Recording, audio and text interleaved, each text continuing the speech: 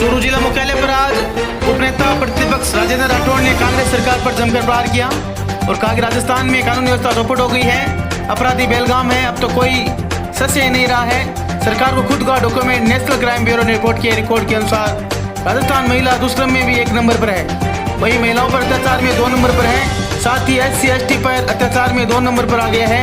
इन सब में चूरू जिले ने जो रिकॉर्ड स्थापित किया है, मुकदमे पर मुकदमे दर्ज होते हुए चले गए हैं। आज हत्या जैसे मामलों के अंदर 19 मामले ऐसे हैं जिन पर पुलिस कोई कार्रवाई नहीं कर पा रही है।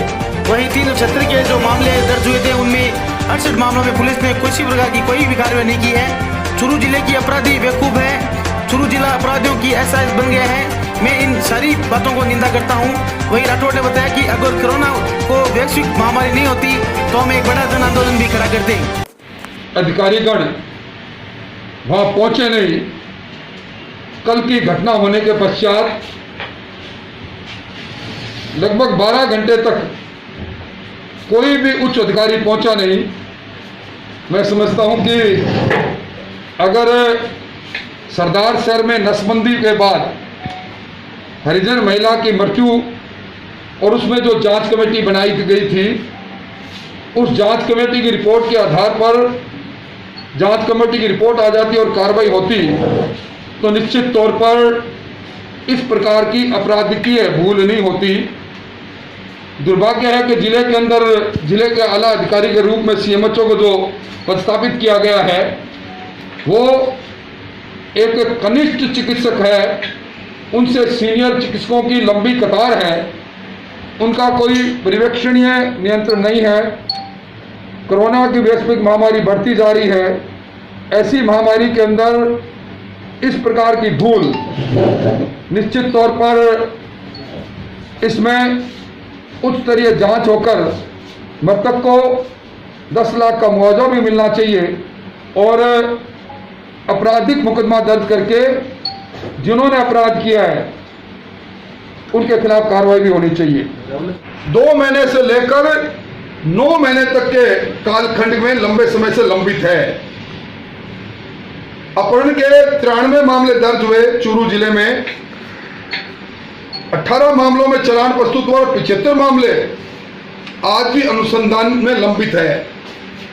इसी तरह महिलाओं से छेड़छाड़ के जो मुकदमे दर्ज हुए 83, उसमें 18 मामले में पुलिस ने कार्रवाई की। शेष सभी अपराधी आज पुलिस की पकड़ से बाहर है। 75 मामलों में पुलिस ने कोई कार्रवाई नहीं की और लूट और डकैती के 11 मामलों में 1 मामले में कार्रवाई हुई। 10 मामले आज भी ऐसे हैं जिन पर पुलिस कोई कार्रवाई नहीं कर सकी, ना ही कोई डकैतों को पकड़ पाई। चोरी में 218 मामले में सिर्फ 18 मामलों में गिरफ्तारी होना, 200 मामलों के अंदर अदम पता मालूम नहीं पड़ा एक FIR लगा देना, ये चूरू जिले की पुलिस पर सवालिया निशान लगा रहे हैं। इसी तरह आज चूरू जिले के अंदर 170 लोग ऐसे हैं जिनको पुलिस ने भगोड़ा घोषित कर रखा है। सरेआम किसी न किसी संरक्षण के कारण घूम रहे हैं। रिपोर्ट प्रकाशित होने के पश्चात राजस्थान की कानून व्यवस्था अपने आप में बोलने लग गई। सपोटरा के अंदर बूकना गांव में पुजारी को जिंदा जला दिया गया। जब वो पुजारी परिवार मुकदमा दर्ज कराने गए तो आत्महत्या और आत्मदाह की बात कह के उसको टालने की कोशिश की गई। सामाजिक संगठनों और जनप्रतिनिधियों के दबाव में अब मुकदमा करके कार्रवाई करने की औपचारिकता पूरी हो रही है। इन 20 महीने में राजस्थान में 4,35,000 मुकदमे दर्ज हुए हैं जो रिकॉर्ड है और इनमें से 11,200 मुकदमे दलित समाज के विरुद्ध हत्या के, अपहरण के, बलात्कार के, महिला दुष्कर्म के, हत्या के प्रयास के दर्ज हुए हैं।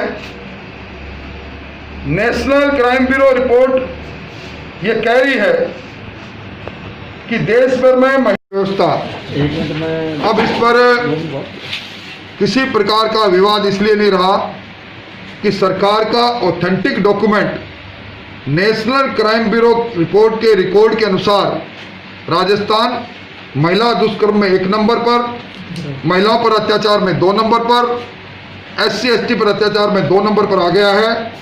और इन सब में चूरू जिले ने जो रिकॉर्ड स्थापित किया है, मुकदमे पर मुकदमे दर्ज होते चले गए। आज हत्या जैसे मामलों के अंदर 19 मामले ऐसे हैं जिसमें पुलिस कोई कार्रवाई नहीं कर पाई।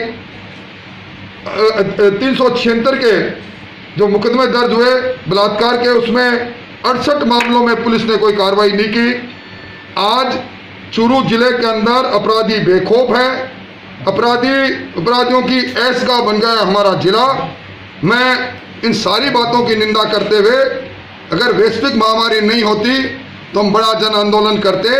हमने ज्ञापन के माध्यम से SP को ज्ञापन देकर सारी घटनाओं का जिक्र भी किया है, परंतु अफसोस इस बात का है कि सरकार और सरकार के इशारे पर यहाँ जो पुलिस अधीक्षक और दूसरे लोग बैठे उन्होंने कोई कार्रवाई नहीं की। चुरूज में आज NSU के पूर्व प्रदेश सचिव कैलाश सैनी ने अपने जन्मदिन के उपलक्ष्य पर मुख्यमंत्री अशोक गहलोत द्वारा चलाए जा रहे जन आंदोलन अनुरूप 10,000 मास्क बांटकर अपना जन्मदिन मनाया। सैनी ने बताया कि आज पूरा देश और अपना प्रदेश कोरोना की मार झेल रहा है। इसकी अभी तक कोई प्रकार की वैक्सीन नहीं बनी है। इस महामारी को काबू पाने के लिए मास्क एकमात्र रास्ता है। आज जन्मदिन के उपलक्ष्य पर लोगों को मास्क बांटे गए हैं और राज्य सरकार द्वारा चलाए जा रहे जन आंदोलन के तहत लोगों को कोरोना के खिलाफ जागरूक किया गया। वहीं चिकित्सा विभाग को भी जब किसी भी वस्तु की आवश्यकता पड़ी तो उसमें सबसे पहले मदद करने वालों में कैलाश का नाम आता है।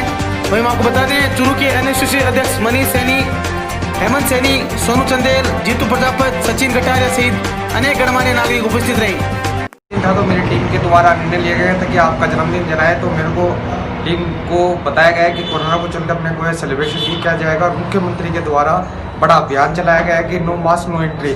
हमेशा से ही जो मेरे मुख्यमंत्री आसान अशोक जी गहलोत आदर्श रहे हैं और मैं उनके पत्रियों पे चलता हूँ। उनका जन्मदिन था तो उन्होंने भी बड़ी सादगी से अपना जन्मदिन मनाया था।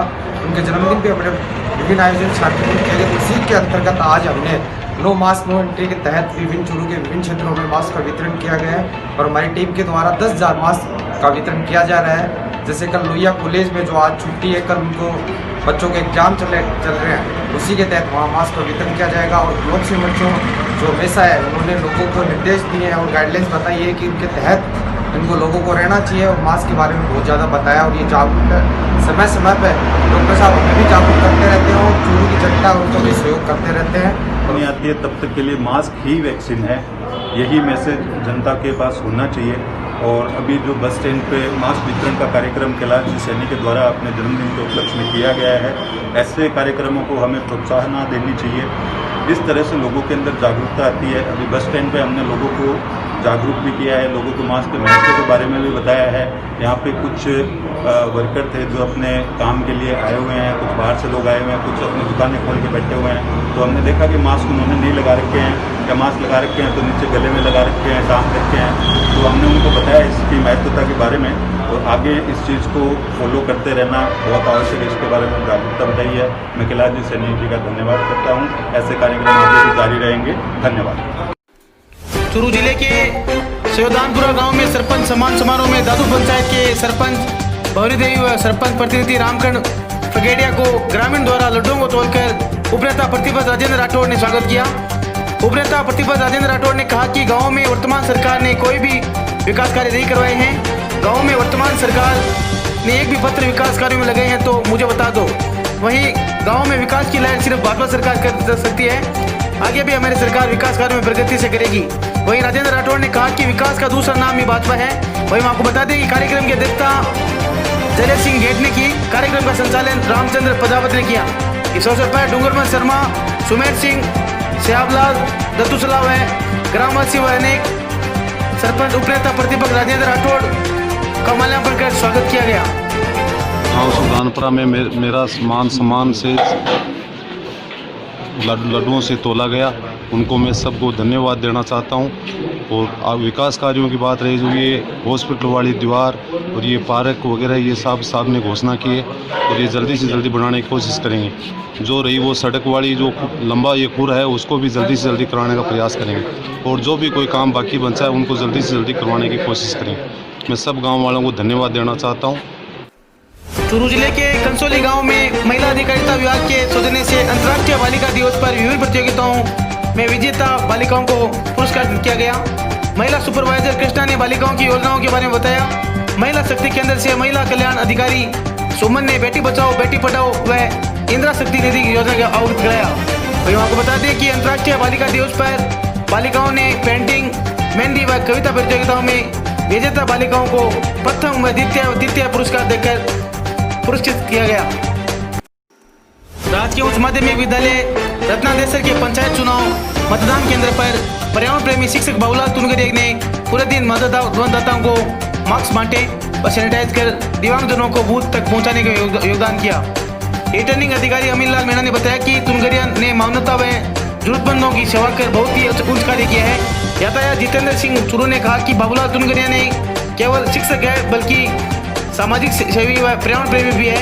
कोविड-19 के बचाव हेतु उन्होंने बहुत ही सराहनीय कार्य किया है। सुरेंद्र शिगर ने जिला वरिष्ठ उपाध्यक्ष राजस्थान शिक्षक संघ शेखावत चूरू ने तुनगरिया के कार्यों को सराहना करते हुए आभार जताया। इस अवसर पर शिक्षक नेता मनोहर सिंह राठौर, मुरलीधर अजमेरिया, सज्जन सिंह, उमेश सिंह, कुमार, गिदाईलाल स्वामी, वीरेंद्र मीणा मौजूद रहे। बाबूलाल जी तुनगरिया पर्यावरण प्रेमी, इन्होंने आज राजकीय उच्च माध्यमिक विद्यालय रत्नादेसर में सारा दिन निःशुल्क मास्क बांटे और सैनिटाइजर सभी मतदाताओं को और कार्मिकों को निःशुल्क सेवाएं दी। ये पर्यावरण के क्षेत्र में काफ़ी समय से काम कर रहे हैं। मैं इनके उज्जवल भविष्य की कामना करता हूँ। धन्यवाद। देसर में बूथ के सब बूथ पे निःशुल्क मास्क की व्यवस्था की और सैनिटाइज किया। इनका ये कार्य बहुत ही सराहनीय है और मैं उसके उज्जवल भविष्य की कामना करता हूँ। करौली के सपोर्टर थाना इलाके की ग्राम पंचायत बुकनों में हाल ही में कुछ दिन पहले मंदिर पर 50 वर्षीय बाबूलाल पूजा करता था और मंदिर माफी की जमीन पर उसी का कब्जा था। इस बात को लेकर पुजारी को जिंदा जला दिया गया। तो जाने के विरोध में स्वरूपा चूरू में मानव श्रृंखला बनाकर प्रदर्शन किया गया। वहीं हम आपको बता दें कि सामाजिक कार्यकर्ता देवेंद्र जोशी के नेतृत्व में सर्व समाज के लोगों ने एक संदेश के रूप में इंसान नीतियों को स्वरूप रखने का प्रदर्शन किया। और जोशी ने बताया कि जब तक पीड़ित परिवार को न्याय नहीं मिलेगा एक आंदोलन के रूप में इस तरह एक प्रदर्शन किया जाएगा। राजस्थान के सपोर्टरा में एक पुजारी को जिंदा जला दिया गया। उस संदर्भ में सर्व समाज के लोगों ने आज संविधान निर्माता बाबा साहब की प्रतिमा के आगे मौन रहकर अपनी पीड़ा और संवेदना व्यक्त की है और ये संदेश दिया है कि समाज में अगर किसी भी निर्बल के साथ में अत्याचार होगा तो उसको बर्दाश्त नहीं किया जाएगा। चूरू में एक आंदोलन का पहला चरण है। इसके बाद में कल ज्ञापन दिया जाएगा, कैंडल मार्च निकाला जाएगा, पोस्ट कार्ड अभियान चलाया जाएगा। इस देश में जो भी व्यवस्थाएं हैं उनके प्रमुखों को चेताया जाएगा, उनको अपनी संवेदना भेजी जाएगी कि किसी भी पीड़ित के साथ जुल्म ना हो। सर्व समाज इस मुद्दे पर साथ है और हमेशा साथ रहेगा।